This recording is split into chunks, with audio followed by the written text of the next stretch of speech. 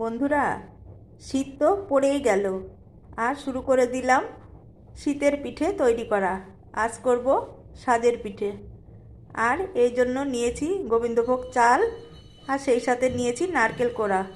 দুটো মিলিয়ে মিক্সিতে একটু ঘুরিয়ে নিলাম। বন্ধুরা, শাঁসটাও বসিয়ে দিয়েছি আর শাঁসটা আমার গরমও হয়ে গেছে। এইবার দিয়ে দিচ্ছি পিঠের গোলা।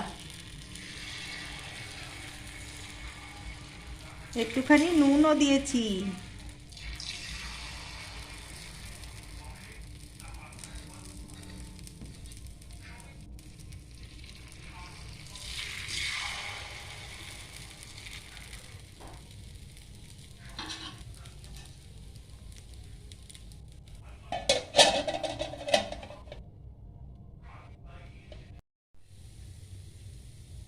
হয়ে গেল আমার প্রথম এক সাজ পিঠে। এইভাবে একে একে আমি সব পিঠেগুলো ভেজে নিচ্ছি। হয়ে গেল গরম গরম সাজের পিঠে।